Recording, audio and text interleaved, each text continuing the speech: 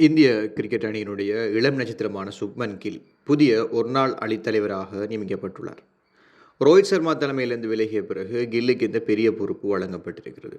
இதை பற்றி அவர் கூறியதாவது, இந்திய அணியை வழிநடத்துவது என் வாழ்க்கையின் மிகப்பெரிய கௌரவம். இது ஒரு கனவு நனவாகியது.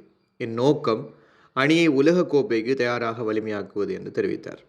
அவர் மேலும் கூறினார், அடுத்த 2027 உலக கோப்பையை நோக்கி இந்திய அணியை கட்டமைப்பதே தன் முக்கிய இலக்காகும். அனுபவமிக்க ரோஹித் சர்மா மற்றும் விராட் கோலி போன்ற மூத்த வீரர்களிடமிருந்து கற்றுக்கொண்டு அதே சமயம் இளம் வீரர்களுக்கு நம்பிக்கை அளிப்பதே தன் நோக்கம் என்றும் கில் கூறினார். சுப்மன் கில் தலைமையில் இந்திய அணி இப்போது புதிய தலைமுறை வீரர்களுடன் இணைந்து புதிய திசையில் செல்லப் போகின்றது. அவரது தலைமையால் அணியில் புத்துணர்ச்சி, இளம் உற்சாகம் மற்றும் எதிர்காலத்துக்கான திட்டமிடல் ஆகியவை ஏற்படும் என்று ரசிகர்களும் நிபுணர்களும் நம்புகின்றார்கள். இது எவ்வாறு இருந்த போதிலும் ரோஹித் சர்மாவை பொறுத்த மட்டில் இந்திய அணியினுடைய மிகச்சிறந்த ஒரு அணித்தலைவராக ரோஹித் சர்மா இதுவரையும் செயற்பட்டிருந்தார்.